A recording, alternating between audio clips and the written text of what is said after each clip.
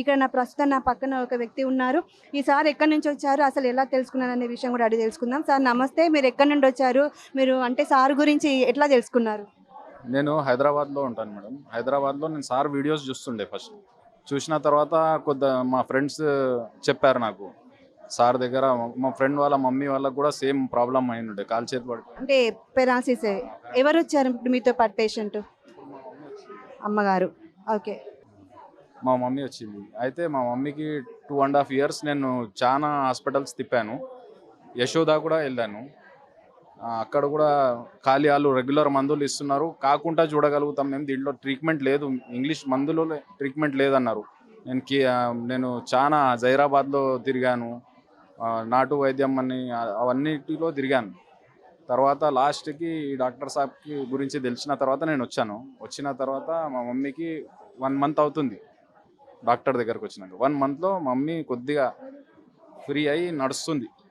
కట్టె పట్టుకొని, అసలు ఆమెకి నడవడం కూడా రాకపోతుండే, ఇప్పుడు కొద్దిగా కట్టె పట్టుకొని నడుస్తుంది. ఇప్పుడు నెక్స్ట్ టైం గురించి వచ్చాను. కానీ ఇప్పుడు అపాయింట్మెంట్ దొరకడం కష్టం ఉన్నది. ఇక్కడ చూసే వరకు ఈ ప్రాబ్లం ఉంది. నేను హైదరాబాద్ నుంచి వచ్చినా కానీ నాకు అపాయింట్మెంట్ అయితే దొరకలేదు. ఇప్పుడు వెయిట్ చేసి చూసి, లేకుంటే రేపటి వరకు నిల్చొని అన్న కలిసిపోతా డాక్టర్ సాబ్కి. అంతే. అంటే ఇక్కడ ఎవరైనా మీ వాళ్ళు ఉన్నారా, లేకపోతే ఇక్కడ హాస్పిటల్లో స్టే చేయాలనుకుంటున్నారా? నేను హాస్పిటల్లో ఇక్కడనే ఉంటాను.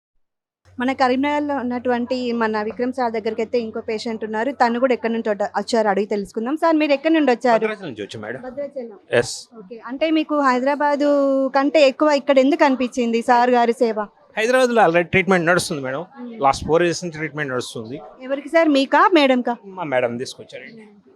ఎస్. వింత్రోమసిస్ ప్రాబ్లం మేడం. లాస్ట్ 5 years నుంచి ట్రీట్మెంట్ నడుస్తుంది. జస్ట్ అక్కడికంటే కొంత బెటర్ ట్రీట్మెంట్ ఉంటుంది ఇక్కడ. ఈ రోజే వచ్చారా, ఇంత ముందు వచ్చారా? ఈరోజు వచ్చాం మేడం. 15 days నుంచి ట్రై చేస్తున్నామండి. అపాయింట్మెంట్ కోసం 15 days నుంచి ట్రై చేస్తున్నాం. ఈరోజు వచ్చాం, అపాయింట్మెంట్ దొరికింది. బైలక్.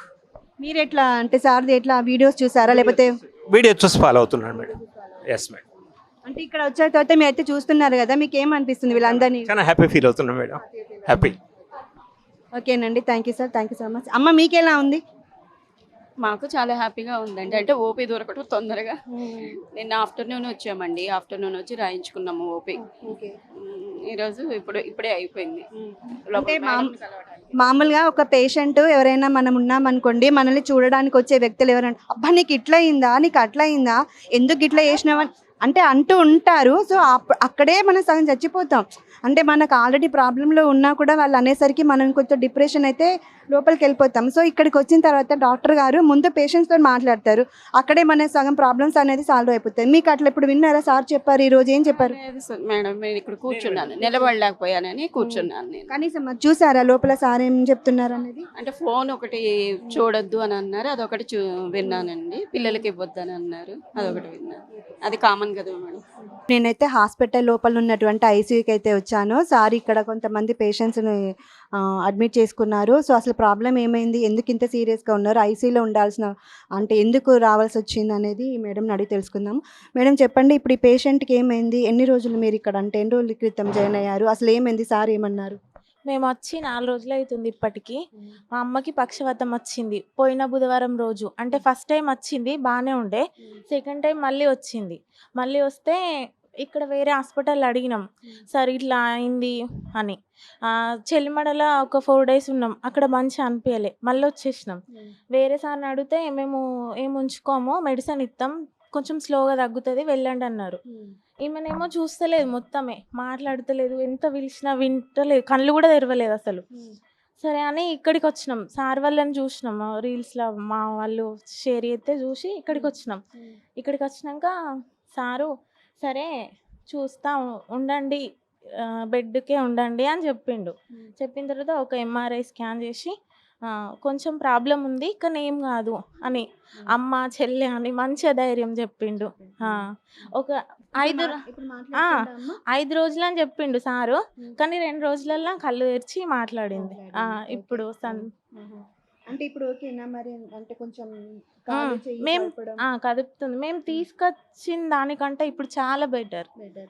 అంటే ఇంతకుముందు కొంతమంది పేషెంట్స్ ఎట్లా అంటే మన హాస్పిటల్ జాయిన్ అవ్వగానే ఈ టెస్ట్ అని ఆ టెస్ట్ అని మనల్ని హర్రీ బరీ చేసి పంపించేస్తారు. కానీ సార్ అలా కాదు అన్న మనందరికి తెలిసిన విషయమే.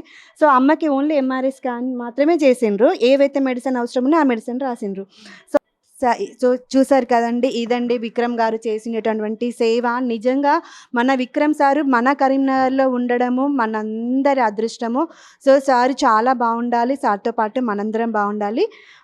ఇంకా ఇక్కడ మీరు చూసుకోండి, ఇది ఐసీయూ అనమాట. ఐసీయూలో కొంతమంది పేషెంట్స్ అయితే ఉన్నారు.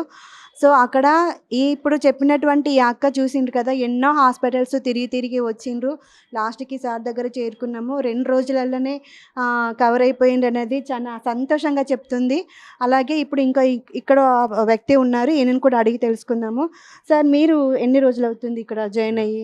మీ పేషెంట్ మేము ఈరోజే వచ్చినాం మేడం. ఇంకా సార్ దగ్గర చూపించలేదు. చిత్తూరు డిస్ట్రిక్ట్ మదనపల్లి నుంచి వచ్చినాం మేడం. ఇక్కడ నుంచి 700 కిలోమీటర్స్ మేడం.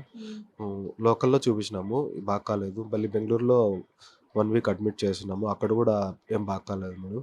సార్ వీడియోస్ చూసి బాగా చూస్తారు అనేసి ఇక్కడికి వెంటనే తీసుకొచ్చేసినాం మేడం. ఈరోజే వచ్చినాం, ఇప్పుడే మార్నింగ్ వచ్చినాం. చిత్తూరు నుండి వచ్చారు. వచ్చినాం. అంటే ఎన్ని రోజులు జర్నీ పట్టింది మీరు అక్కడ నుంచి రావడం? ఈవినింగ్ బయలుదేరినాం మేడం. నైట్ అంతా జర్నీ చేసి మార్నింగ్ ఇక్కడికి వచ్చేసినాం మేడం. ఇప్పుడు సార్ కోసం వెయిట్ చేస్తాను. సో సార్ కోసం వెయిట్ చేస్తున్నారు. అలాగే అంటే అసలు ఏమైంది అమ్మకి? కాళ్ళు సచ్చిపడిపోతున్నాయి మేడం. నడవలేకనుంది, కూర్చుంటే లేలేకనుంది. సార్ ఇక్కడ బాగా చేస్తారనేసి ఇక్కడికి పిలుచుకొని వచ్చేసినాం మేడం వెంటనే.